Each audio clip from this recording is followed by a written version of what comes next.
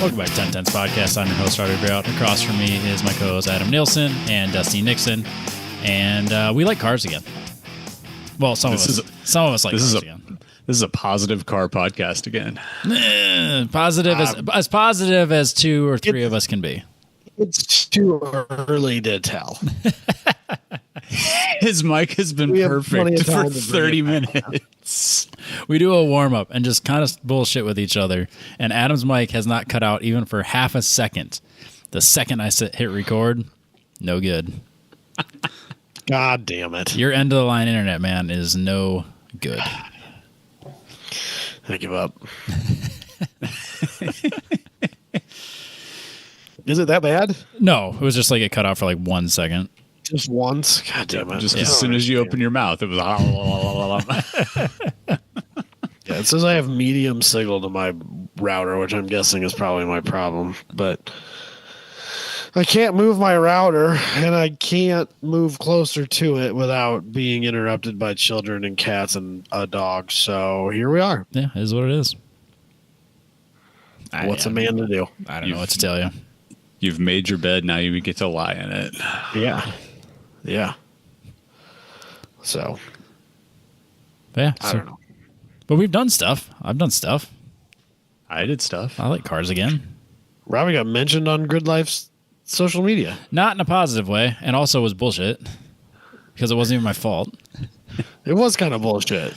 Well, yeah, we'll do this like we'll do this Quentin Tarantino style, and we'll tell the story, and then we'll get back to it. So like I'll tell you how it ends, and then we'll go to the beginning. Perfect. But yeah, so on that road or Mid-Ohio. So yeah, so Kyle posted on here, I'll use the Grid Life bannered picture. How about that? Get to use me, I get to use you. Yeah, so Kyle on the results page for JLTC said that the field got stacked up by Robbie Veerout, implying that it was my fucking fault for the yellow flag, which I have it on good authority that it was not my fault because I pulled off into a safe area and they had pulled the yellow flag at my station after one lap, and that the reason they threw a yellow or a full course yellow is because somebody else was sitting in the carousel with their fucking door open. Why was their door open? I don't know who it was or what happened, but apparently when I had my incident and I decided to not finish the lap and just pull over into a safe area, someone else had an incident about the same time in the carousel and then pulled off into where they thought was a safe area. And then after like a lap, because they kept going, they did not have anything but a local yellow. But apparently he opened his door and just waited with the door open, and that's when they threw the full course yellow. Well, it was getting hot in the car. I don't know. Maybe he thought the car was on fire. Maybe it was a very legitimate full course yellow. But I have it on good authority that they had pulled the yellow flag at the station before where I was, and it was not my fault. Look, we're not going to let facts get in the way of a good story here. And all I see is that, according to the Grid Life social media, Robbie ruined the race. The number 95 of Robbie Veerout. Yeah. Also, I didn't ruin that race. The flaggers ruined that race because they're the ones that gave mixed signals and threw the green when everyone else thought they weren't going to throw the green. And that screwed up the whole order at the end anyways. Not my fault. Nice. All I'm hearing is excuses, Robbie. I'm a racer. I have nothing but excuses. That's fair. You're not wrong. Continue. I've had a week and a half to just create excuses. If we would have recorded right away, I wouldn't have had this much time to think about it. Spin the wheel. We'll find more excuses. Yes. The wheel itself can be an excuse, actually. That's fair. Yeah, so take a step back. Went to Mid-Ohio. All through Midwest Fest, Jess was actively scumbagging me into going to do wheel-to-wheel stuff again and buy a ticket and just get back out there. And so she had just a bare calendar that weekend, right? There was nothing going on. Nothing going on. Nobody's visiting. Petting the dogs with nothing else to do. Yep. Nobody heading into town to see you. Nothing important like going on. Right? Nothing important. So so she had Hans and a couple other people just kind of like scumbagging me, like, nah, if you're gonna do it, like, what's a better place to do it than Mid Ohio? It's like an hour and a half from the house. You've always wanted to go there, like even just drive it, but now you get to race it. Just get that monkey off your back, man. Is that your first time at that track? It is your first time. It's my first time at the track. Yes. See, there's an excuse right there. I mean, Grid Life only comes there once a year. Yeah, exactly. Well, they did. And so she got me to like, okay, you know what? The car's ready for the most part. Like, I didn't optimize it for the new updated rules. I know there's a few things that I should do to make it a little better. I could make real minor changes and then like pull 2% of weight out of the car just like that. So like I didn't take the time to do that because in all reality, that wasn't a priority this year at all. But she talked me into it. I bought the ticket off of Justin, who listens to the show, and he got kind of like in the buy the gold pass and then get stuck with tickets situation. So I was actually happy to buy it off of him because I don't want to see him stuck with a ticket and then not use it, which sucks that that's a real thing. But so bought the ticket, got home from work, told Jess I had it, and then she's like, yeah, that's the weekend my entire like immediate family is coming to visit.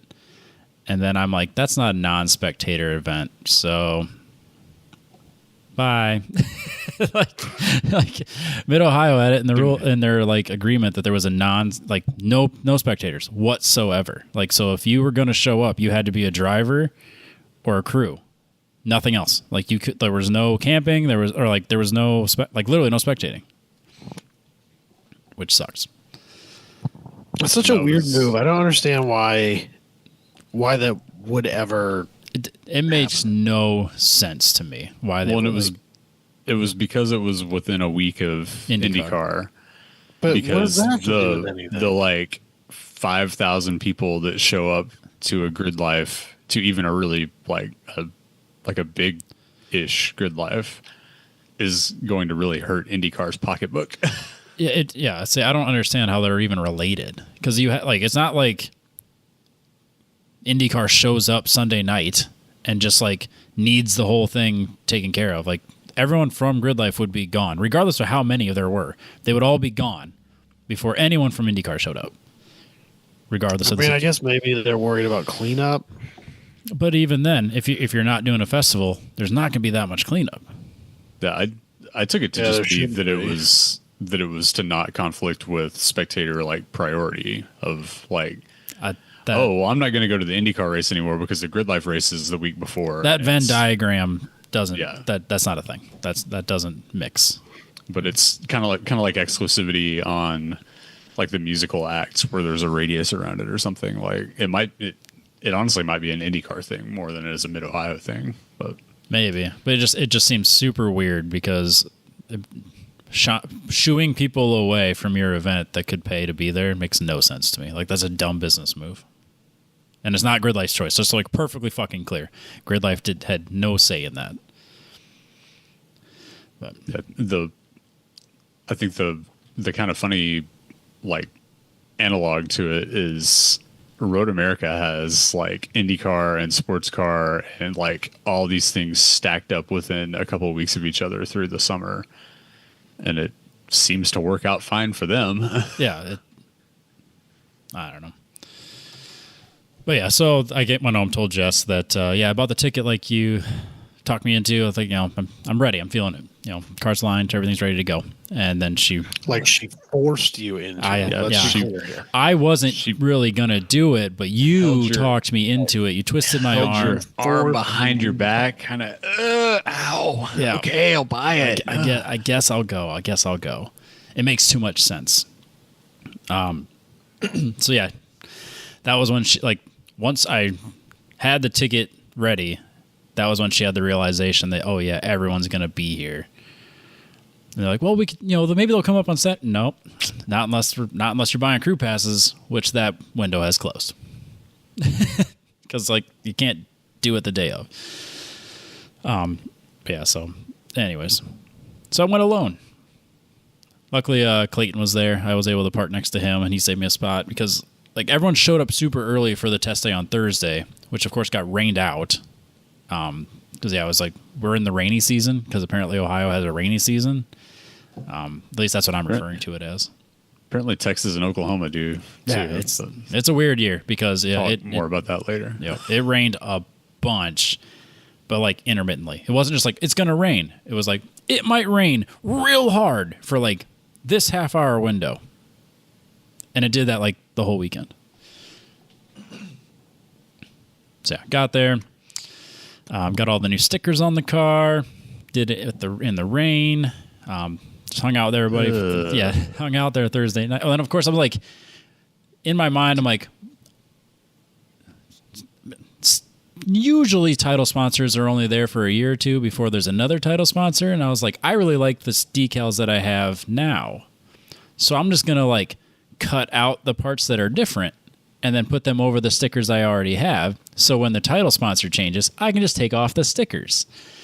And that didn't really work the way I planned, because the new stickers are all fucking matte and all of my stickers are glossy, so like they don't match. I can't just like cover one part and then it would look like shit, and I need symmetry in my life. So I just decided to cover everything with the stickers I had and hope that I can take all of them off and go back to my old stickers in a year or two.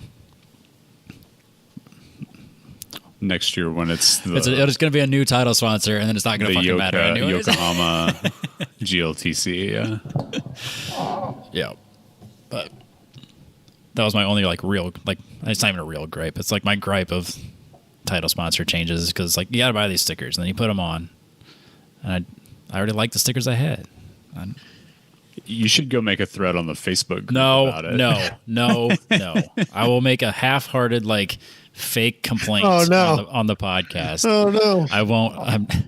My complaint isn't legit. Just so we're perfectly clear, it's a petty complaint.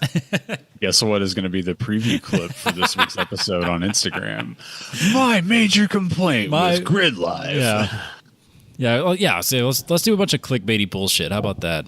And then when people listen, like, oh, actually, none of like their opinions aren't really that. Gets everybody else everywhere. So why? I mean, it's about time we joined in on that. We kind of tried real problem with Grid Life events. There you go. That could be the title. We kind of flirted with doing that, but then it's just like we've never been that. Not those people. Yeah, we've never been those people. We hate those people. It's just, I don't know. I don't have that strong of opinion. Like, even just doing this podcast, I'm more opinionated than I really am, because it's a bad show if I'm just like, I don't care. Fine. Yeah, like I don't care about anything. It's like you can't have a show about not caring about something. You have to at least pretend that it's the most important thing in the world. Well, I think matte numbers are awesome, Robbie. Oh, well, I think gloss numbers are awesome. Actually, the numbers are still glossy because they're the same leftover stickers from before. Because those don't, you have to get the placard, and then you put your stickers on the placard of your numbers, and those are still gloss, even though everything else is fucking matte. And then, of course, when a car in front of you is leaking coolant or oil, and it gets onto your matte stickers, it's all glossy. All glossy anyways, but only in little splotches. Ask me how I know. So did you end up having to do them like in the trailer? No, okay. It was like I was in the, like, you can see in the picture that the paddock is wet and it has like only kind of sprinkling at the moment. So I'm sitting on a 2x6 to keep my butt from getting wet, and I'm putting stickers onto the side of the car while it's sprinkling. So it wasn't properly raining, but it had lightened enough and had rained enough that they had called practice at that point. But just wouldn't be a Grid Life without. Yeah. Then of course I didn't save the picture, but yeah, like really kind of uneventful Thursday night. You know, just besides the rain, everyone just kind of hung out. And then Friday morning, it was raining cats and dogs. Like the second wettest track I think I've ever been on. But I needed practice. At the very least, I needed wet practice anyways, but like I also needed to kind of like drive the track in reality, because I've only ever done it on the sim. And you know what doesn't translate super great on the sim? Elevation changes. About to say tracks with elevation don't usually work super well. Because like, go ahead. I was gonna say I rolled up Thursday night and like, I'm whatever direction I'm coming in, and you can see the keyhole, and like you can see the cars kind of go around it and then down down to the down the straight. And as I'm rolling up, I'm like, huh, that's downhill. That's like really downhill. Didn't translate on the sim the way I thought it would. Yeah, there's a lot of elevation change there. I remember that from a few years ago. Yep. So the track pre-new pavement was like kind of famously scary in the rain. Is it still that way? I wouldn't say scary, but basically if you're on the racing line, you're in the wrong spot. And Eric Catil very much showed that with his lap time of like a 153, and then everyone else was like 2 minutes something, or maybe I think like a 148 or something. It was like a real stupid time, like so fast compared to everybody else, like multiple seconds faster than whoever's in second. Very, very, like you could like he passed me on the outside of whatever turn it was, and I'm just like, is he on fucking Hoosier Wets? Like, what is he doing? He's so much faster than me. I mean, that is his home track. He does have a ton of time on it, and it's supposed to be like one of the most difficult tracks in the wet, at least pre-new surface. So, I don't think the new surface really made it any better. Like, but there was a definite advantage to knowing where the grip was, and it was super deceiving because I wasn't going that far out off of the racing line because like I could see a very defined path that looked drier than the rest of the track. So I was following that defined path where it felt like there was grip. And then there's Eric Catil out by himself, way on the edge of the track. He's in his car just like, what the fuck is this? What are these idiots doing? These slow morons. Like, just get out of my way. Yo. Yeah, he put a blistering time on it, and like then multiple seconds to whoever was in second place, and then like forever until the rest of us. And I was like, you could tell like only a small chunk of us went out on like air quote wets because I had a pretty decent time by comparison. I wasn't fast by any stretch, but like I was passing people pretty regularly. And like anyone on a 200 treadwear was not getting enough grip. I thought Julio Crispin was going to just write his car off during practice because he'd come out of a corner and then just be like completely sideways. I'm like, oh, he's done. Oh, he caught it. He was so close. He was so close to writing it off on the front straight, I thought, for sure. But luckily he didn't. So the times that we went to Road America in like 2018 and 2019, that was before they repaved it all, was the craziest rain line track ever. Like the actual racing line was straight ice, and you needed to go like over and under it in every corner to get, so like you're shallow and then you go across it and you're wide and then you go back across it again and you're shallow, and the car would like, it's hooked, it floats, and then it's hooked again every time you would cross the line. It was so spooky. Yeah, I'm sure. Like if I would have been in the right spots, I think it would have been exactly like that. And it was legitimately like, and I'd watched, whenever we got up there and figured out it was going to be raining, I found a video with like Townsend Bell or somebody like doing, it was an FE like track demo thing. And so he's going around and just bucketing rain in like an SRT8 Cherokee. And he's like, all right, so you can see if you're on the line, and he's like, whoop, whoop, whoop. And he's like, that doesn't feel good at all. And then he just moves over like a width and a half, and the thing is just a rocket ship. It was wild. Wild. What a weird deal. And it's just where the cars run all the time in the dry, it just gets rubbed down smooth. Yep.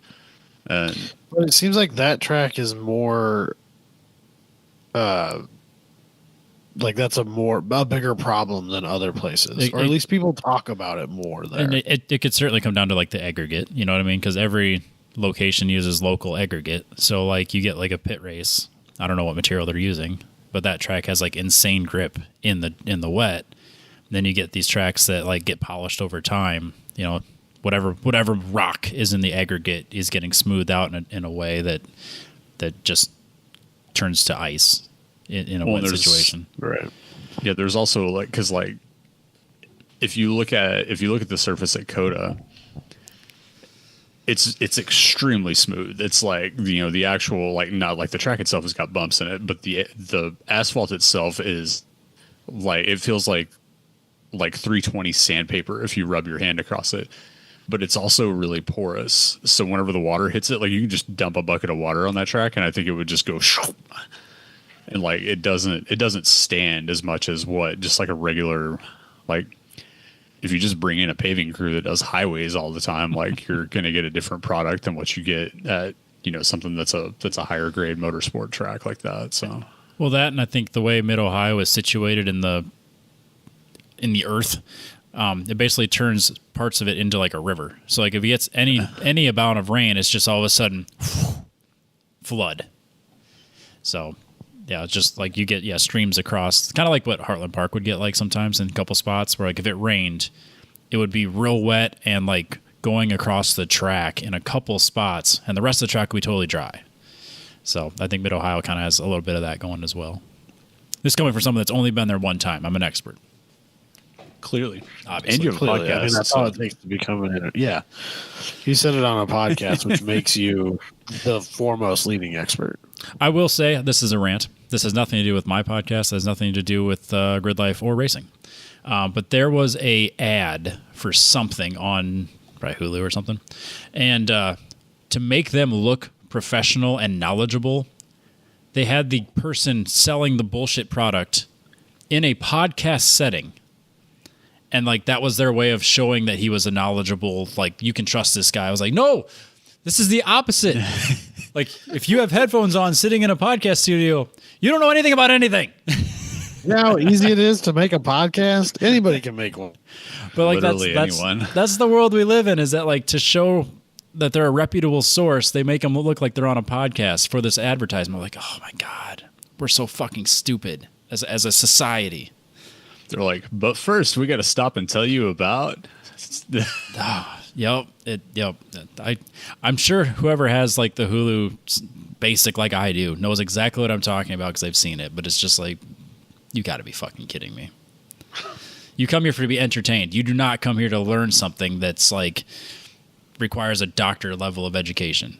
Don't take my word for it. Some podcasts are that. This one is not. No, if you want to learn something, go listen to Track Walking. Yeah, there you go. That's the educational Grid Life podcast. Yeah, we're for entertainment purposes only. Not binding legal advice. Definitely not. Or financial advice. We don't fact check anything. If you're listening to a car podcast looking for financial advice, you're barking up the wrong tree to begin with. We're approved by Dave Ramsey's cousin. But anyways, so practice was kind of not great because the rest of the weekend was going to be dry. So I was like, it was mostly for the fact of just getting on track, being like seeing what it's like in reality, and then getting my own personal wet practice because I have not had a lot of that. So like we're all kind of deciding like what to do, and like I'm looking at the car going, you know, I have this really nice, like, it's a film that's supposed to go on the inside of the windshield to prevent fogging. Like, it wasn't cheap, and so I don't know, they run on a bunch of IMSA cars, so I was like, okay, I'll give it a try. And it's just sat in the garage for like a year and a half. And I was like, okay, this seems like a good day to put this on. So I go to like get it ready and put it, like, got it unrolled, and I'm like gonna go put it in the, sorry, there's a bug in my face. Put it in the car, and like I'm reading the instructions, and they're like, okay, you know, do all the things, basically put it on like tint. And then it has to sit and cure for 24 to 48 hours. I'm like, well, that's out. We're not doing we're not doing that. So I rolled it back up and put it in its tube and decided we'll just save that for another day, knowing full well I need to plan ahead.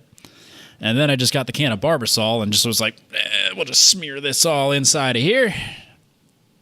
And really, that's all I needed. Is you don't have a defroster of any kind in it anymore, do you? I do not. Yeah. And it was, I don't know, whatever, maybe it was just a level of humidity or whatever, but the Barbasol was more than effective enough. So I never had any fogging issues. So yeah, then did qualifying and then realized just how far off pace I am by comparison to the aliens that are in GLTC. So then I qualified like way in the back, which was fine. Don't feel bad, Robbie. What's that? I said, don't feel bad. I don't. Legitimately, pace wasn't even on like the list of priorities or goals for me this weekend. Like, I honestly I thought about skipping qualifying or taking the transponder off so that I was going to start in the back no matter what, because my priority was not, I'm here to race everyone hard. No, it's like, I'm here to like figure out if I can still do this, because I've definitely taken steps backwards in the last 2 years. So it was more of a, I'm fine starting in the back, and if I can work my way up a little bit, great. If not, whatever. But yeah, just went out, like, did a normal qualifying, figured I'd just like, if I could see where I stack up. And I think I was probably, they were like the leaders were qualifying at like a 136 something, and like the parity is really good because like the top 10 were separated by like 0.7 of a second or something. 0.6. Yeah, I just found it was real close. There's a sweet new results page on the Grid Life website. Nice. Yeah, it's actually pretty legit. Nice. Yes, like Magnussen was on pole with a 136.2. Yep. And 10th place was Eric Meadows with a 136.8. So very close parity. So like I'm sitting here like in like 30 whateverth place, 32nd, 35th maybe. I can't remember where I qualified. Way in the back. And I did like 32. a 140 flat, and I was totally fine with that. And I'm sitting there like, man, I'm really slow. But it's like I've never been here, and I'm 4 seconds off of these fucking aliens. So I mean, I really can't be too mad. Like, really. So, yeah, I don't think that's nothing to be ashamed by. No, I'm definitely like, obviously, like you want to be in the front. If you're racing, you always been that far off. I mean, in other places. I mean, like, oh yeah, no, considering that's your first time ever there, that's a perfectly respectable time, in my opinion. Yeah, I was not mad about it. Like the problem is you compare yourself to everyone else. And you're like, everyone else is in front of me, but like that was totally fine with that time. Like I knew there's so much time left on the table because I was making mistakes in 1, followed by mistakes in 2, which already puts me at least a second behind. So it's just like, he's even on the sim. Like I never really had it set up right, or my points set up right, like my with my vision or like braking and all that stuff. So like that translated perfectly into reality because I was making the same mistakes. So like I could like on like iRacing too, like if I didn't get 1 right, you could just like watch the timer just go like negative half second, negative full second by the time you get through keyhole. And then like I'm just sitting like, that's exactly what's happening in reality. I was too slow through 1, and now I'm too slow through the keyhole, and now that entire back straight I'm too slow. So it's just like, I'm fully making mistakes because I hadn't been there, because I haven't done this for almost 2 years. Like it's just where I'm at, totally good. Happy to be at a 140, given the last couple of years. So, the good news during the race weekend is that it's really hard to find results, so no one knew until it was posted on Instagram. Yeah, thanks a lot, Race Hero, for going. So annoying. Yep. It really the only thing worse than MyLapse charging you $160 to renew your transponder every year is the fact that their live timing website also sucks ass. Yep, it really does. I will say, Kyle spent the entire weekend working on like active graphics stuff for the live stream. So like he had his own thing going on up in the tower, and he was showing us some updates. So like he's able to do like championship standings in real time. Like you just pop it up on the screen, like based on the active position of where people are. He can show where, like, if they finished right now, this is what the standings would be. And then he's got not quite the level of like where F1, where it's like shows like fastest lap or whatever, but like it I don't know. I was really impressed with all the updates and coding he was doing over the weekend to improve the live stream. So like, while if you're not watching the live stream, the timing really sucks. On the weekends I do have the live stream, I think it's going to be better. So that was cool. Qualifying went fine. I mean, no incidents, no issues. Just off pace. Still learning the track, still learning the car. Race 1, again, you could tell I hadn't been doing it, so I wouldn't say nervous, but just kind of like driving with no balls during the start, like just like not aggressive at all. Then there's a couple guys in the back that fucking try harding in 40th place.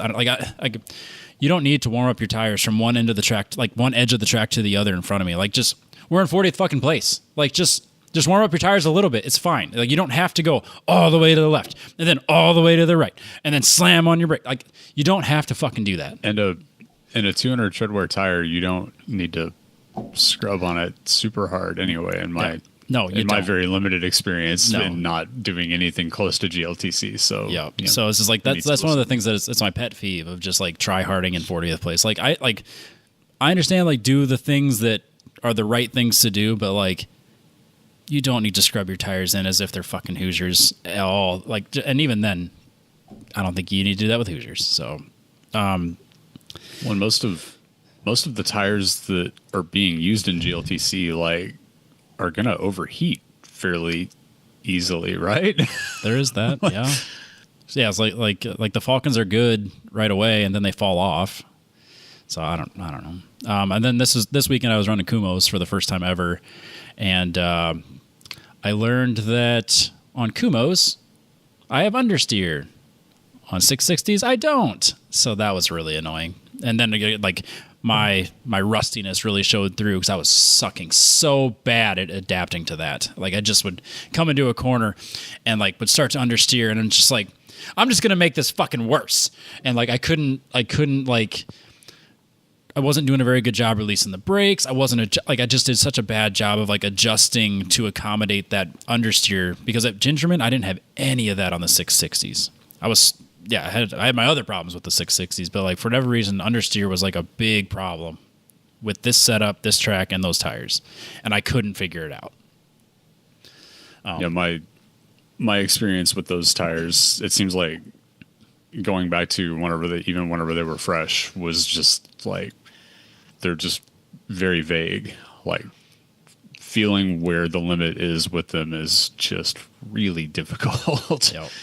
And my car would go from like a push into snap oversteer just continuously. It like completely ruined my confidence in the car. Sure.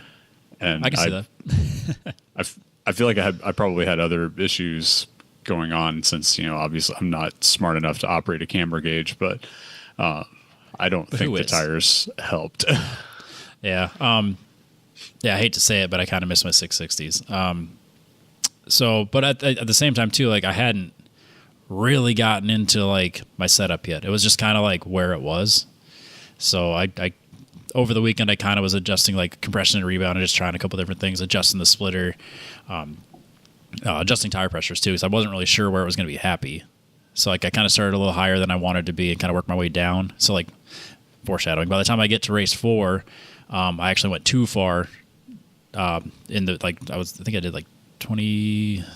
No, I can't remember off the top of my head, but like not enough PSI. So like it took a while to warm up, and then it just wasn't right, and I never got them warm enough in race 4. So it was just like experimenting with that. So like obviously I need a lot of practice, and that showed very obviously on track in the races.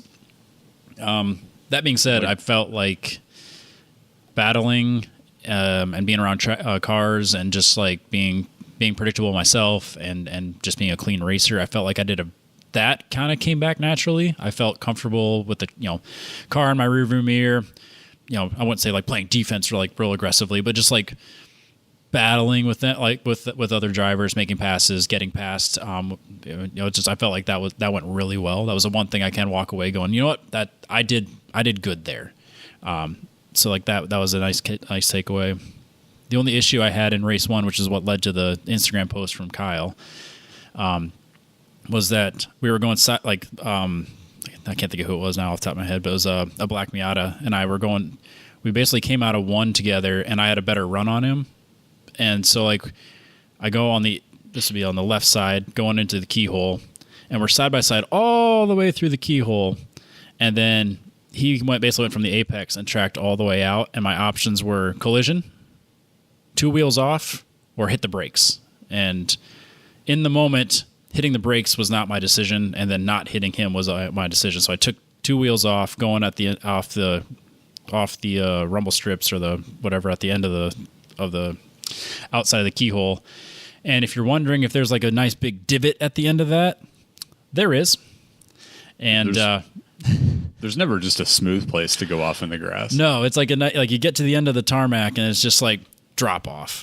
So, because I'm sure a lot of people over the years have dropped a couple wheels off and then spun a bunch of dirt back, and now there's no dirt there.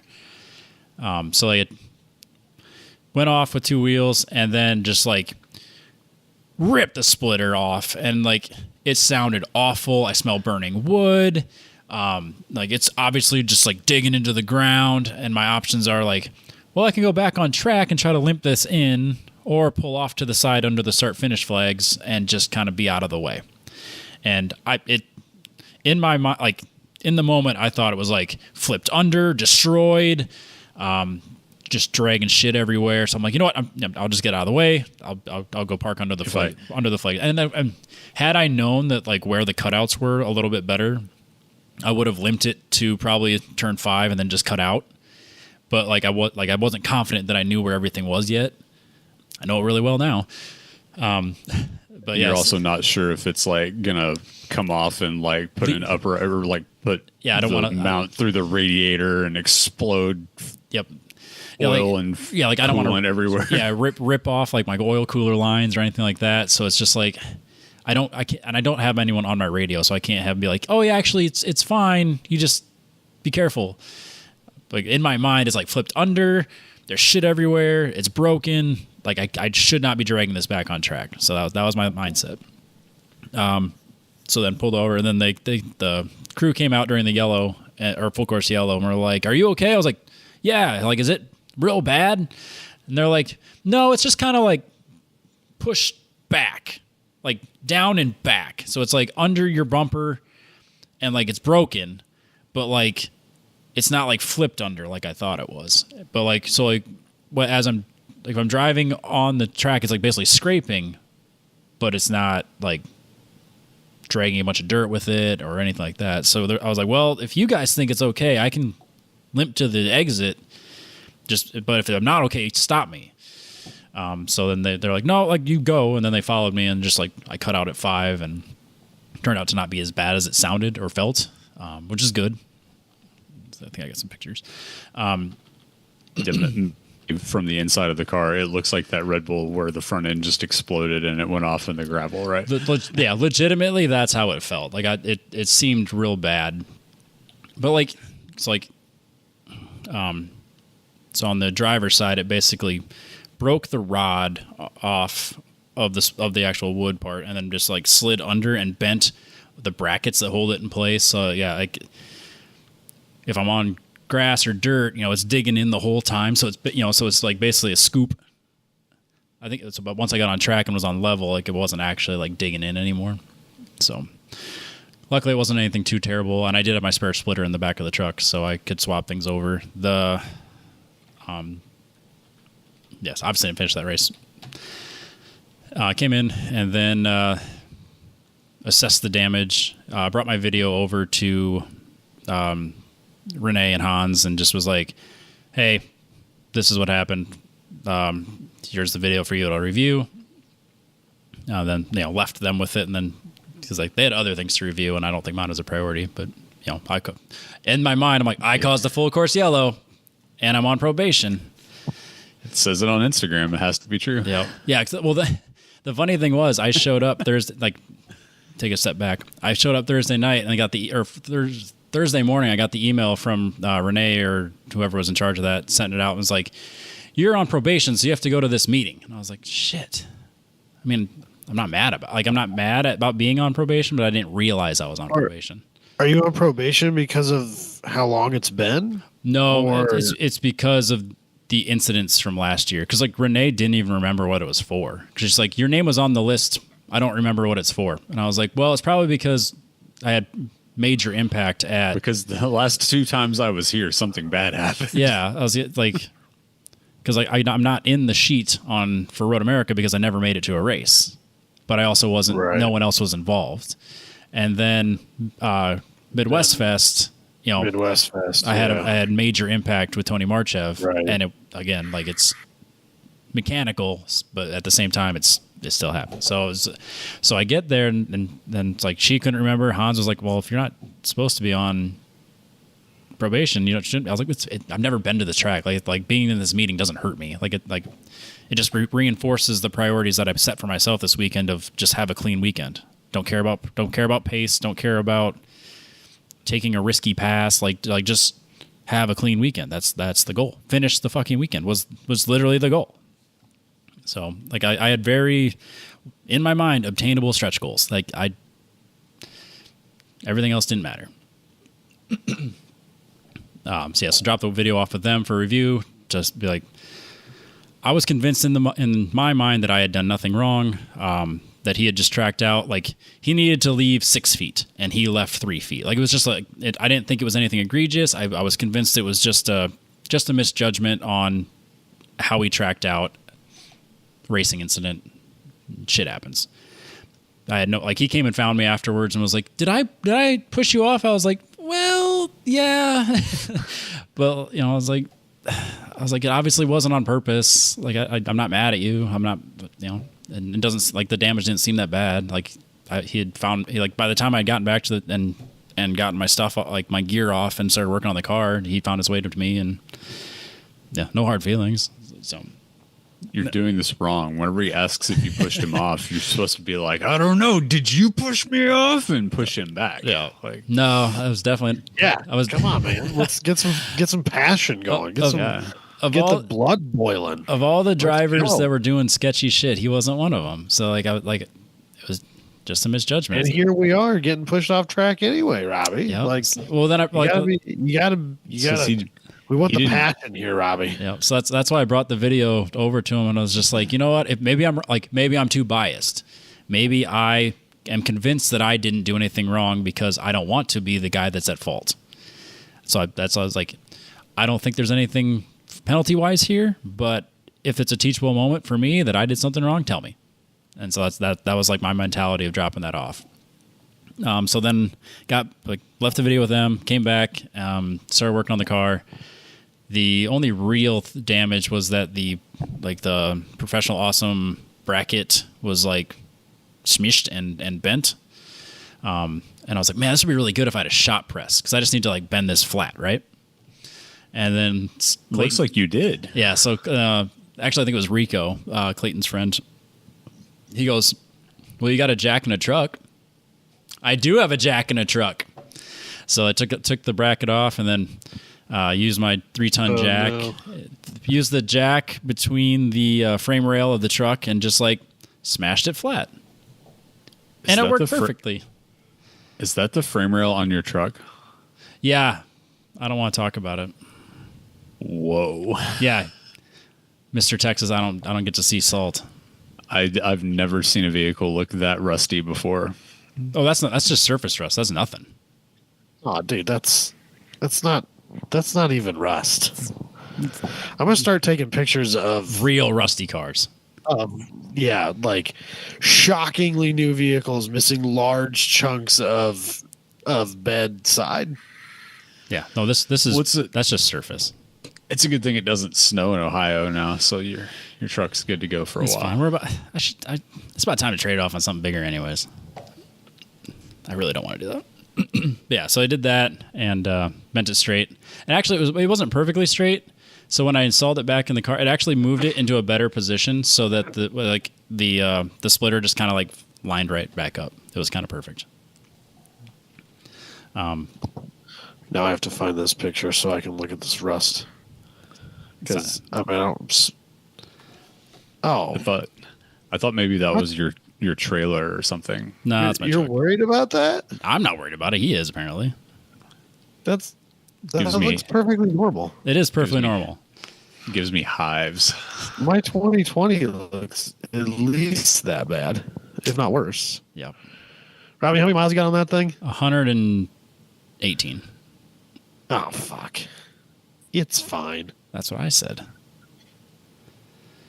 These Texas guys, like their level of like what they compare to is just not fair. Yeah.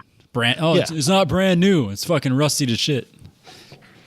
Well, I mean, my 2010 GMC looked like it barely saw rain. I don't know what to tell you. Must be real nice. It looked like not that. Well, the problem was with 165,000 miles on it. Yeah, the problem with mine is being on gravel. I didn't go and wash it all the time. So, like, what's the point of washing it? What's the point of washing it? It's going to get filthy by the time I even get home. So, yeah, if I lived in a place where I could be like, okay, it's kind of nice, I'll wash all this salt off. So, so got the car back together. Really wasn't a big deal. Had the spare splitter. It doesn't, like, the splitter doesn't fit quite as well, and, like, it's not as consistent with, like, the 3-inch to the bumper. That's why it's a spare. So, got that back together, and then just kind of hung out, grilled. Oh, actually, that's not true. My wideband died. So I had to go to, between practice and qualifying, my wideband died. And I had to run to AutoZone and get just a Bosch 4.9 whatever, because they're all the same, and then swap that out. Good thing there you had tons of time between sessions. Yeah, I only had 2 sessions a day, so I had plenty of time to run into town. And actually, that the advanced auto part in what the hell town is that? Not Lexington, the other one, or whatever. Whatever that town is, the one that's closest to the track is actually like the biggest advanced auto parts I've ever seen. They had so many parts, so I just was like, I need this one, and I think it's part number this or this, and you supposedly have both. And sure enough, they did. And he asked, what year model? He sure didn't. Nice. He knew I knew what part number I needed, so he grabbed he goes, maybe just had one up to stock, and he went and grabbed it. And the only thing different about it was that the pigtail was a little bit shorter, and it worked perfectly fine. So now I have a spare coming, so I don't have to deal with this twice. Yeah, then obviously I had plenty of time and hang out on Thursday or Friday night, and then Saturday, or no, before that even. So, yeah, Hans came over afterwards, and the only suggestion they had for me was that they wanted to have my camera be mounted a little bit higher, because from their point of view, they couldn't really see past the hood. And they're like, so we can't really decide like what to do. Like we don't like, and I was like, because we can't definitively tell position on track, like compared just because of the angle of the camera. So I adjusted that as well. And he goes, but that being said, like you didn't do anything wrong. And I told him, I was like, I'm not looking to get him penalized. If that's like, if you're actively arguing with each other whether he deserves a penalty, my vote is that he doesn't. So obviously he didn't get a penalty and nothing came of it. He doesn't need to penalize. He needs to be completely removed from the series. Absolutely not. Absolutely not. Adam, your mic is not working at all. God damn it. I had to shut off. There it is. There it is. Because I was sniffling. Robbie is the driver like ever. He is terrible with this egomaniacal way that drivers are supposed to be. It doesn't make any sense to me. If there was a short list of drivers, if there was a short list of drivers that actually were racing in the back by me, and had it been them, my opinion would have probably been different. But this guy, I was burning bridges over here. I don't care. But yeah, I'd still trust this guy on track. I'd be a little bit leery coming out of a turn too wide with him again. But other than that, he was perfectly clean. It was just a misjudgment. Now, if it would have been one of the other guys that were tryharding and dive bombing and doing some risky shit for 40th place, yeah, I probably would have had something more to say.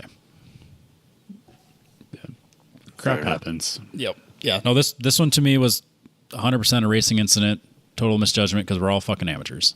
I'm not going to worry about it. And then race 3 happened Saturday. No. Race 2. 3 and 4 would be Sunday. Yeah, so race 1, that's what happened. So then race 2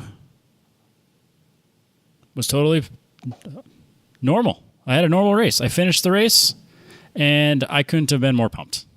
I honestly didn't give a shit what position I was in. Didn't even look. Didn't care. Like I posted on Instagram, I finished a fucking race. I was so happy. I honestly think it's been 2 years since I finished a race. Oof. Because it would have been... Yeah, that's probably true. It would have been race 1, Midwest Fest 2023. Would have been the last finish. Was that also when your race? No, that was when your tune was all messed up. Yeah, race 1, Road America 2023. I finished that one, but I was fuel starving so bad that I guess I technically didn't finish it. And then I broke the plastic piece and then couldn't finish the weekend because I couldn't get a replacement. 23 and 24 sucked so bad. So yeah, I was making a lot of mistakes, just like pushing the car in, just not, my vision wasn't where I wanted it to be. Like I'm, making mistakes like with my braking, brake release, of course, positioning the car, stuff like that. So like just low hanging fruit is still there. Just from a driving standpoint. But other than that, like I was so happy to have good battles, clean racing the rest of the weekend. Like I can just lump the rest of the weekend all together. It's just like everything was super clean around me. People I raced with, I think his name's Chris in the gray Miata, after race 4 came and found me and was like, man, that was so fun. Like we had such, like, we literally battled for like 5 or 6 laps just back and forth. And then I missed a shift going into the carousel, or the turn before the carousel, and I can't remember the numbers. And then he came around me, and I was like, oh man, I was trying to be so predictable, and then I missed that shift, and then all of a sudden you were on my left when I expected you on my right. So I hope I didn't completely. Like, he's like, no, that actually made it easier for me. Perfect. Because that was the one thing that stuck out to me. The only thing that was like real weird for me was that I kept missing shifts. And that like, I understand I hadn't done this in a while, but like, what the fuck? And so like, as I'm watching that video review with Hans about the incident, it kind of stuck out to me. I was like, what the fuck are you doing with your hands? So a couple of years ago, I went to this shift knob. This is a Tomei Delrin shift knob. And the reason I went to it is because it sits like maybe an inch taller than the one I had. I wanted to try just a different position. And it's a cylinder style with like a radius edge. I don't like in the video you can see what I'm talking about. Not your traditional ball on the end of a shifter. Like this is more of like it's like an 1.5 inch cylinder. It needs some bubbles and flowers in it, I think is what that's a great way to describe what the shape of it. So what I was doing was like with a regular shift knob, you kind of like wrap your hands around it, like it sits in your palm, and it's just like ergonomically good, So this one doesn't do that. So I would reach for it like as if it was a regular shift knob, and it doesn't nest into my hand very well. So then when I'm shifting from 3rd to 4th, I have to use my fingers like this basically. And it doesn't feel right. So what I would do is I would grab it as if it was a regular shift knob, reach my hand forward like this, and then try to like just fucking yank it back into 4th. And then say like 5th, I would push it into 5th, somewhat normal. But then to bring it back, I would wrap my hand around it like it's a sequential and then yank it back into 4th with no control over like the position compared to if I had it on top like this. So like I'm like watching myself do it in the video. It doesn't occur to me in the moment that I'm doing this. I only noticed it in the video. And it was just like real weird. So then Sunday night when I got home, because of course the shift knob's sitting in the 300ZX because that's where I was going to use it. I add a 1/2 inch spacer and move it up a little bit, and then put the old weighted shift knob on it, and then I go and take it for a test drive, and it's just like I'm just absent-mindedly just perfectly shifting into position, and it was just like, what the heck was I doing? It was just a weird ergonomic thing that I think played a role into all of my missed shifts. It was just like not shifting in a way I would naturally shift. So I don't know. It was a weird thing that happened that I wasn't expecting. Good shift knobs are like a thing though, because I bought a T handle for the Omni thinking it would be the coolest thing ever because it has like this Hurst short throw shifter in it. And so I bought a Hurst T handle, and it's great for drag racing. It's awful for anything else. Yep. Yeah, unless you've got an old like Rock Crusher T10 in there, and you're just and you're ripping like power shifts at the drag strip. Yeah, it looks the part and it feels the business, but it is awful to do shifting with if you're like trying to turn corners and stuff like that at the same time. It's just not right. Yeah. Yeah, I have the same kind of cylinder style one. I did it for the same reason because it gets it a little bit taller. And then with the short throw shifter, it's still pretty short. Yep. But I default to my hand being sideways on it. Oh, sure. And like I suppose if that's your natural position, it's no problem. But like for me, I'm fighting my natural position, so I put it there and then adjust without thinking. Dusty was built for that sequential life. I believe that. So that's the Texan in him. Dusty's budget, on the other hand, is a little bit. Yeah. So I ran at Super Lap. I ran into a guy that we worked with at Gear Effects Driveline on doing a rear end setup for the Camaro, like way back when, and he now is the like president of sales for Sadev. I was like, yeah, it's good to see you. I would love to work with you on a project again, but I'm not sure that I'm going to be able to do that. And he's like, yeah, I understand. It kind of happens. I mean, good for him, but yeah, right.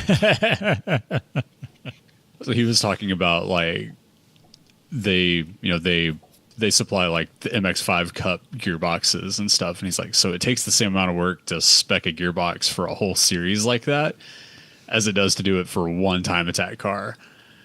So we're trying to figure out a way to like make that a little less involved. Probably a good choice, yeah. Yeah. Did you ask him if they lock wire all their nuts or their bolts?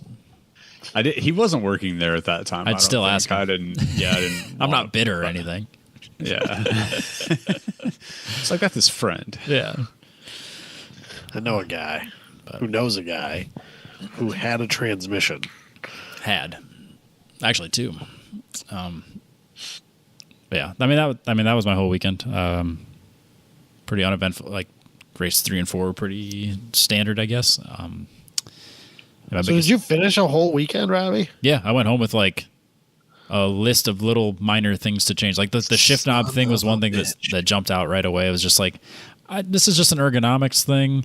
Like it's not going to make me remarkably faster, but it's going to at least hopefully minimize my mistakes. If my shifter is where I want it to be and it's like comfortable and I'm not fighting it, whereas I felt like I was fighting this. And honestly, if I hadn't watched the video and just kind of like watched my hands do weird things, I was like, I might not have even thought about it and just fought through it. Other than that, it's just real minor stuff. I do. I kind of deep dove into like suspension setup and just kind of like where I want to go from here with like tire pressures and setup and just optimize what I have because like I just started messing with the new coilovers, so like they're not properly set up. So yeah, and realistically, changing to that 730, like you need to go out and just spend a whole day playing with, take a pyrometer and play with pressures and play with the shocks because it's going to want something totally different than what the 660s did. Yep.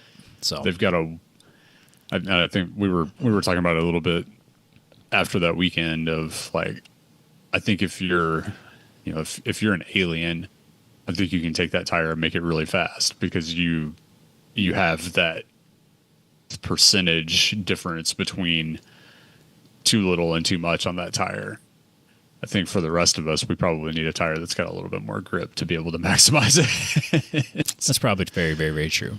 So, yeah, so like I don't have any plans to buy another GLTC ticket right away. I do have plans for more testing and just optimizing the car, getting experience again, because I have absolutely taken steps backwards in the last 2 years when it comes to my driving ability, and that was, I wouldn't say obvious, but like it was just, I think I was making mistakes, like with adjusting with my like I said earlier, with my vision for sure, like with my like brake application and release, just stuff like that, where it's just low hanging fruit that I'm just not capitalizing on. So getting comfortable in the car again was my stretch goal of Riv Up.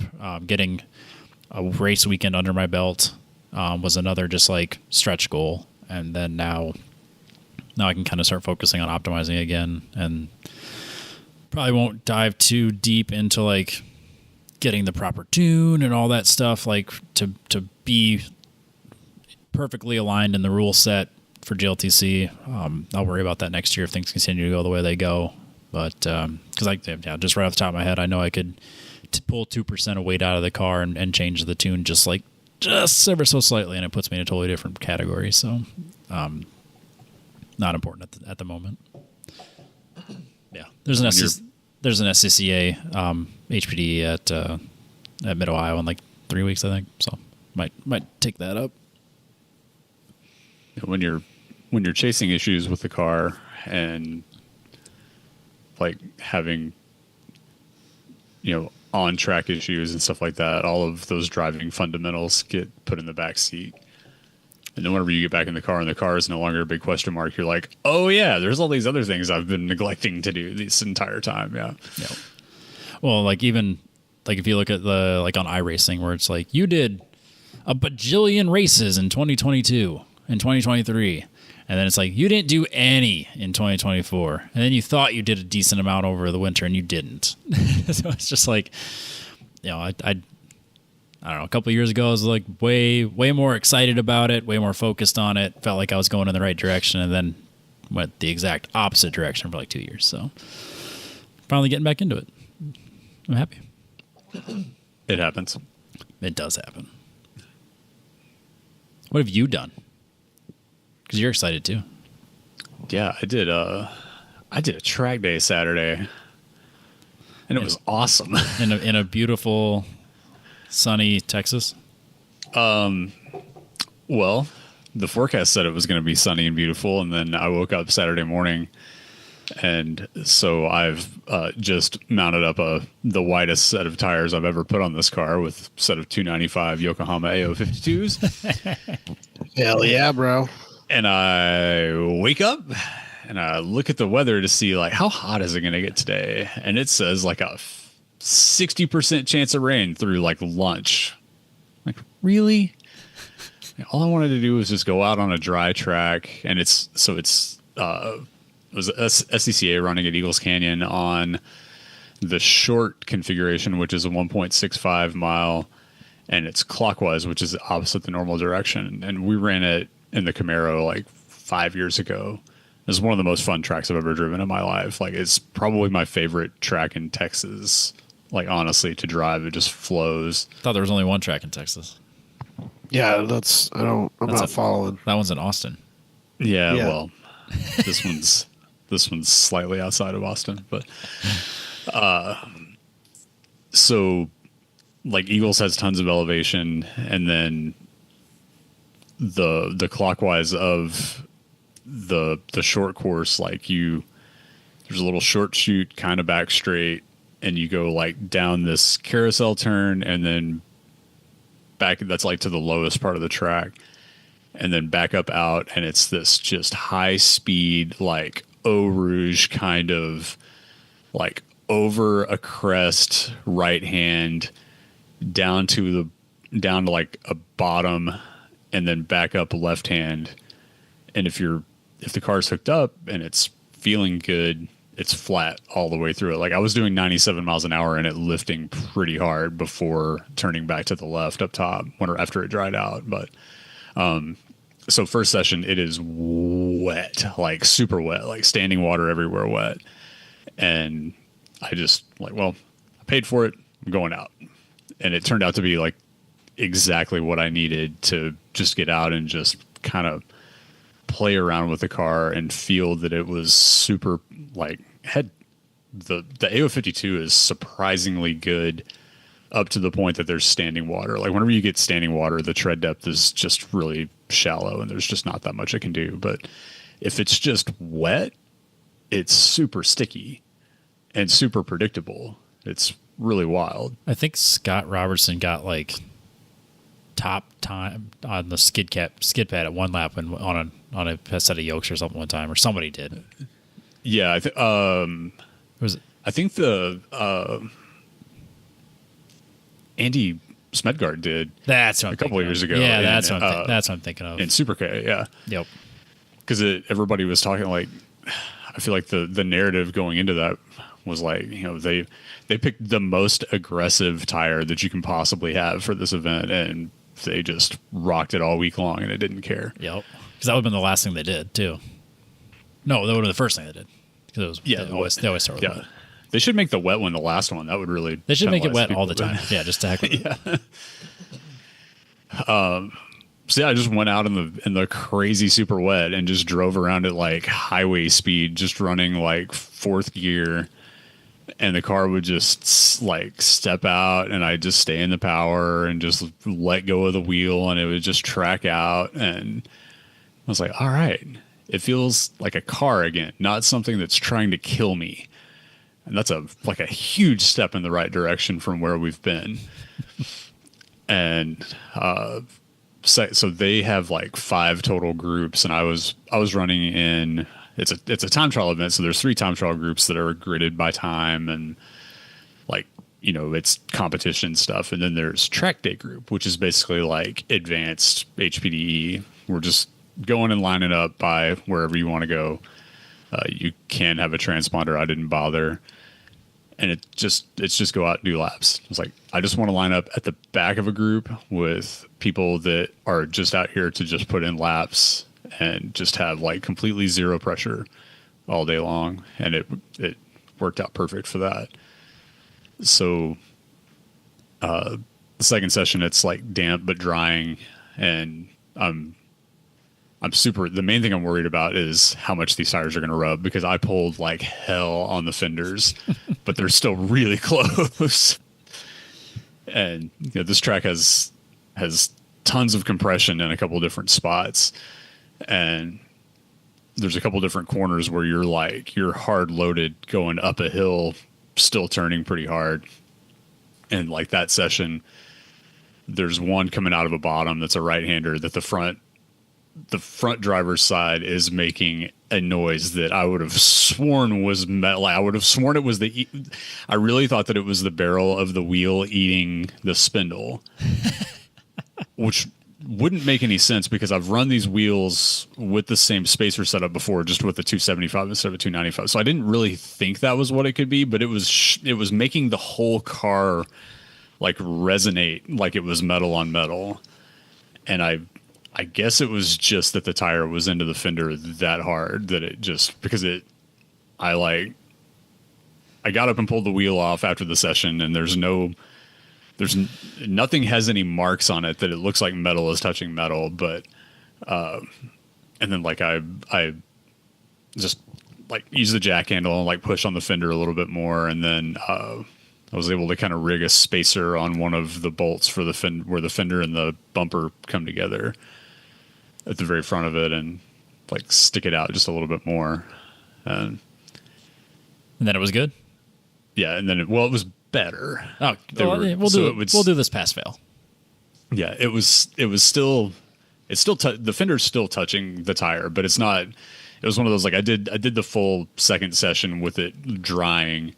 Like I'm leaning on it pretty good, and it's not eating into the tire in a spot that you can see like, oh, this is making the tire very unhappy.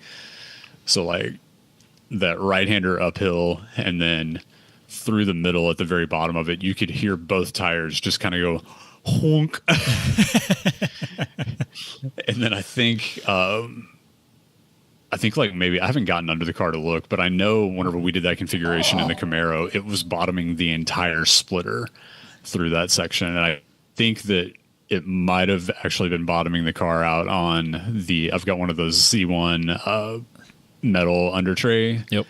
Behind the front bumper, and I think it might have been bottoming part of that out, but I haven't gotten under the car to look. But it was like through this compression in the very bottom of that, you just hear the front end of the car just kind of go. I was like, yeah, race car, woo! Yeah, don't think about the fact that that's like half inch away from your oil pan. Don't think. It's fine. Don't even think about that. Just put it outside. It's another layer of protection behind the oil, in front of the oil pan. I'm good. I'm good. Exactly. I don't know if that's how that works. I'm not sure. I'm tracking there. It's basically a skid plate. That's how I saw it. I mean, yeah, mine was dented after the whole splitter incident, and it didn't touch the oil pan. That's another thing I had to kind of like bend back, but it was fine. Yeah, it's all good. Real minor stuff. Yikes. So like at the end of the day, like afternoon sessions, I had like a 25 something, and then the last session I'm just like I told myself like I'm gonna run my data just because I'm a creature of habit and I want the data, and I'm not gonna pay attention to it. And well, of course I'm paying attention to it. So my fastest lap of the last session, I pushed the brake zone into the first corner just a little bit farther, and it locks up the inside tire, and the car is not slowing down nearly as fast as what it feels like it should be. And on the video, you can hear the tire kind of like, squeak a little bit. And I pushed like way deeper into the corner than what I had any of the other times. And the car, like the back end gets a little bit loose. And then I turn in, and it's kind of a mess. And I look over, and the predictive is like 0.6 up already. I'm like, yeah. So you sent me that video, and I watched it, and then like I hear you lock up the brakes, and I immediately message you like, hashtag no nannies. And then I continue. Then I go back and watch it again, and then like you're going down the back track, and like the camera's over your left shoulder, and I can hear you laughing in the video over all of it. Yeah, which I have a mic that just sits in the floor behind my seat, so it picks up if I say good things, if I say bad things, it's all very crystal clear. But I turn this straight, and then you see the helmet kind of tilt over a little bit to look at the predictive, and I literally laughed at the fact that it was up. So, and then I ended up taking like 2 seconds off in that session. It was finally to the point that the car was actually starting to get a little bit of slide here and there, and. Look at you, finally getting back behind the wheel and driving the car. Yeah. So, and the time that 23 was right, I'd run the Tuner 3 class previously, and I was right. The guys that were in Tuner 3, I would have been like second in the class with that time. So it was right about where I would have wanted to be, and there's like just scratching the surface of what it will do with those tires on it and an actual alignment. So yeah, it was a solid little day. And so the last time I went to Eagles Canyon was whenever the trailer or the truck pushed forward and the ramps fell off and the car squished the rear bumper on my wood ramps. And this time I have a winch, so I winched that bitch back up there, and things were nice and uneventful at the end of the day. So that's got to be a good feeling. That's great. All in all, it really. Yeah. All in all, I was dry. Oh, and it so it dried out for the afternoon, and then like I cinched the last strap down on the car, and I start feeling drops. And by the time I pulled out of the gate of the track, it just whoosh, downpour again. Perfect. Yep. It's nice that we both had a weekend and then went home, and the only thing we could think about was just improvements, not major rebuilds. Yeah. Not what do I have to fix? What can I improve? Or so I told Robbie. So like I was driving home and I'm thinking like, man, 390 gears would really help at that track because it sits like too deep into third, but it's too fast for second. You're at 3.53. Yeah, I'm at 4.09. I'm trying to go. I'm thinking about going the opposite direction of you because you want to go 3.9 and I'm like 4.09. Maybe 3.9, maybe even a 3.7, depending on the track. So that and I mean the other. So like we ran 325s in the Camaro, and I would easily use second, third, and fourth at a lot of tracks because it was such a tall final gear. Sure. And the car had so much torque. And like, so there's another part of me that says like, well, if I had a 330 something, it would be better on the highway for my commute and I would be able to use second gear. But you don't want second gear. But you don't have the torque in that you had in your Camaro. But it would be, it would make it to where it would be 2, 3, and 4 versus 3, 4, and 5. Because like if I got on a very big track with a 3.9, I would be getting into fifth gear, I think. See, mine's all right now, and on a track like Mid Ohio or Road America, it's 4, 5, and 6. 6 is not where you want to be. No.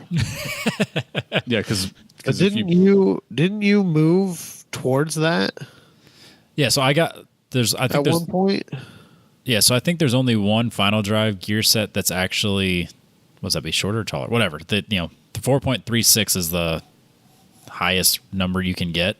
I'm at 4.09, which is like the really aggressive acceleration curve one.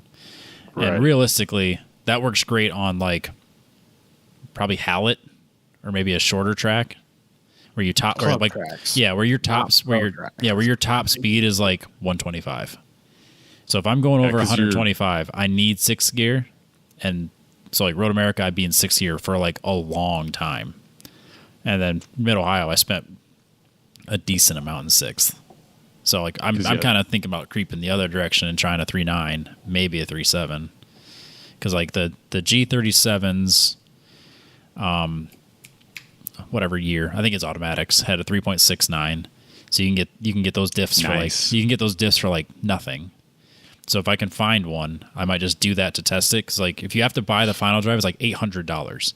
If you just find a used diff, they're like $150. There's one in Kansas City right now for $150. That's got a 3.69. And then there's a Tomei built diff in Champaign, Illinois right now, but he wants like retail price for it because he's got like it's like he had Z1 build the whole thing and it's got a 3.9 in it, but he wants like $2,200 for it, and I'm not going to buy it. So, but I do want to experiment with different final drives and just kind of see what makes the most sense. Because I think I'm too short, or what short, tall, whatever. What the hell, I can't remember. Yeah, because nobody knows. Because a 7, because I have of course I have a giant spreadsheet that has like 74 different tables in it. That T56 Magnum, Jericho. I have that screenshot too. Yeah. Dusty's an engineer who never made it through engineering. Oh, I would have failed out of engineering. No, school you would so not. Hard. No, you would not have. He may have failed out of it, but in his heart, he's an engineer. Yup. It's fairly obvious the way he gets into the weeds with suspension setup and final drives. And he's got a spreadsheet for everything too. I'm pretty sure. Yep. So half of his hard drive is spreadsheets. So yeah, it's 60 with the 409 gear at 6,500. You're like 121 miles per hour. Yep. Can vouch for that. And then, so like I was looking at the 390 versus my 353. The top of fourth would be like 107 versus 118. But my third gear right now will do 92 miles per hour. Well, that's like at Eagles and at Motorsport Ranch, like that's 2/3 of because the car only does 100 it does like 105 total. So like I shift from third to fourth, and then and then it's back time to start shifting back down. But also I put 5,000 street miles on it in the last year, so I don't really want to add another 300, 400 RPM to the cruise at highway speed either. So is there other transmission gear set options? So SpeedTech makes a dog box for it that does have different gear sets. Hell yeah! But no. So like we're kind of creating another problem for the highway commutes. But like in the Omni, there was different, like depending on what you like the minivan had a different gear set than the Omni and this and that, and like people would mix and match like firsts and seconds and thirds and then final drives as well to get different results. Is that not a thing you guys can do with the transmissions that you have? Are they pretty much all the same? And based on my experience, you don't fucking take apart a CD09. You just don't. Don't do it. It's not worth it. Well, I think you're only going to make it worse. I think they were all the same. Like I think they were all the same gear sets though. Yeah, and I think the even like the 370Z and all that stuff, like all the way like the JKs, the CDOs, they're all the same. The only thing different is the style from CDO1 to CDO9 for third gear. Because if you have CDO1, that third gear likes to shear off. Other than that, they're all the same. Okay. So you can't try and mix and match there and maybe get a better and they're not a steeper final drive, but still have the gearing that you're looking for. No. And people don't rebuild these for a reason. So like taking them apart and putting them back together is not like a Tremec. It just doesn't do it. Well, and the thing that throws it out of whack so bad racing is second gear is 2.32 and third is 1.62. It's like second gear it's useless. Like no matter what you do, the end of second gear is going to be a really low speed. Yep. Where like a T56 is like 178, 130, and then 1-to-1 in fourth. So you end up with a transmission that has 3 usable gears no matter what you do. Yeah. Kind of until you go really tall with it, and then your overdrive in 6th gear technically isn't really like an overdrive anymore. Yeah, because that's 0.78. So, yeah, it's him and I are having the same mental thoughts. No matter what you do, there's going to be a 30 mile per hour difference between second and third gear, where the other gears are like 15 to 20 miles per hour until you go from 5th to 6th. But time to put a T56 in it, then you can mix and match whatever you want. No, for it's already heavy enough. For the same price, you can get somebody makes the gear set you want. Yeah, they do. SpeedTech makes the dog box, and you can just swap that out. Yeah, but then you're still stuck with that one gear set. With the T56, no. You can have literally anything you want. SpeedTech has a different gear set. They have optional. They have different gear sets. They have options. Yep. Well, and if we're getting real dumb, we'll just go get a G-Force and have a 4-speed that weighs like 58 pounds total. Yeah, that'll be great to drive to work every day. No, we've moved past that now. We forgot about that. Yeah, if we're like fully optimizing here and getting a dog box, then we're just going all out, baby. I can't remember who I was talking to at. Put a sequential in it and be done at that point. I mean, not terrible. No, you can get a G-Force for like $6 or $7 grand, not like 26 grand. That's fair. Oh, God. I was told that they're cheaper if you don't need to hold as much horsepower. Yeah, like 26 grand, not like 36 grand. Yeah. Hey, cheaper is cheaper. Like the guy we talked to at PRI, that whenever we asked him like, what's the price range on these? And he's like, around he said a number like he knew what we were talking about, and we were like, you mean like 1,000, right? Like, got it. Yeah. He said like 16, and we're in the wrong boat here. 16,000. Correct. Yeah. No, there's a company that makes the BMW DCT swap for the Z's, but that's shit. I mean, it's so much money.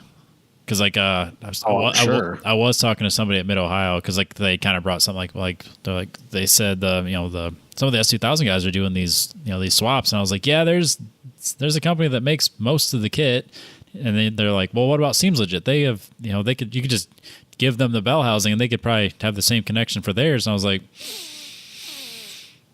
yeah, I probably could. Don't give me that idea. I know them. I know whenever ASM did that in Super K originally, I remembered him saying that like they would get one gearbox and get it like really dialed in on the programming, and then they would get another one and they would have to basically start over because they act so much differently. I wonder if that's still a thing or if the programming... I'm sure they've got a lot of that sorted out, but there is, if I remember right, there's basically a short gear ratio and a long gear ratio DCT. And they were literally like, yep, we're going to this track. We're going to put this gearbox in today. Yeah, I was thinking he was saying that like even not changing ratios or anything, just from one transmission to the exact same model of transmission, they would put it in there and be like, oh, none of this works. Yeah. And like all of these points need to be changed. All of these pressures need to be jacked with one thing after another. Well, I know Matt Walbaum in the GLCC chats kind of talked about, because he's lobbying to get that percentage changed because he feels like it's too harsh. But he says that like if you go into a turn and you downshift, it'll be like, no, we're not doing that. And it's kind of unpredictable on whether or not you can count on it taking that downshift, even if it can totally do it and should be doing it. Yeah, I know there's a guy that has, I don't know if it's a harness or a full management system now that I think is fairly plug and play for them, but I haven't looked into it that much because Chris Smith that we ran against in Optima, they built a third gen for his son that they're running like a big power NA LS in front of one of those. And I think using that, somewhat plug and play setup for it. He posts videos of him going out to just do a little shakedown on the highway, and it just goes whop whop whop whop. I'm like, oh my god, that would be rad though. You need more BMW. Total money, Robbie. Yeah, so it occurs to me that all my problems could be solved if I had more money. Mm-hmm. Yeah. Mm-hmm. I don't want to buy a giant house again. I prioritize home over everything else, and that shows. And I'm not sorry about it. That's fair. As I was listening to my tire locked up going into turn one, I was like, if only I had like a really good step-by-step guide on how to put analog braking system that works really well on this car. Yep. So there's something about analog brakes on a manually, like a no boost brake car that would be very strange in my head. Supposedly it works. Yeah, you just have to get Tilton has a specific master cylinder for it that's got like beefed up seals inside it so it doesn't just eat itself. Yeah. But right. It's just the two extremes there, that just doesn't quite sit with me. I mean, that's how like the Supra GT4, it's just I get that that's probably the way a lot of race cars are, but it just feels weird. Yeah, it's got Tilton floor mount box in it, and it's going through the Bosch Motorsport ABS. Yep. You get in that car, and the pedal feels like it's pushing against a rock, and it's awesome.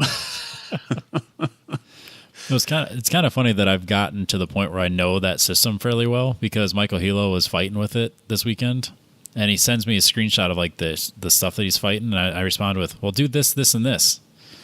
And I'm pretty sure it's like as simple as grounding the fucking sensor. It's all like I think he was getting an error because of the fluid level. And I was like, "You're on track. Just ground that thing, and I think it'll go away."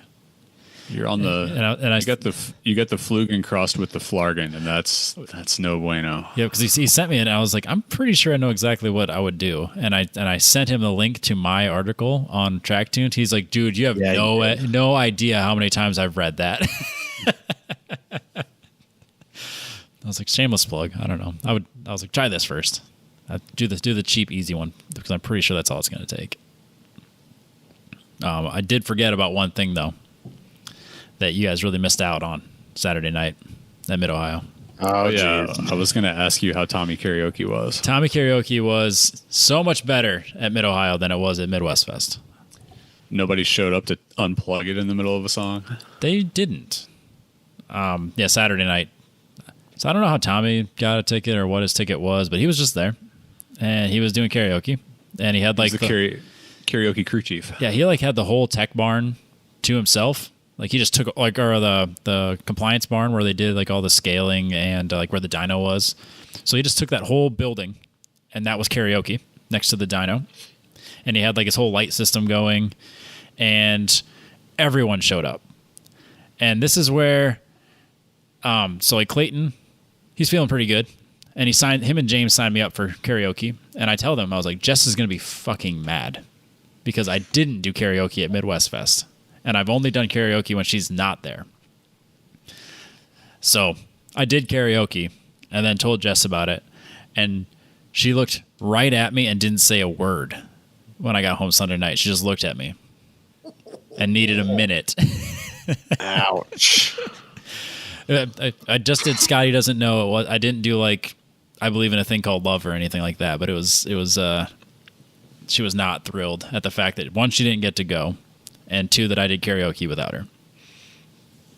And it was awesome. It was super fun.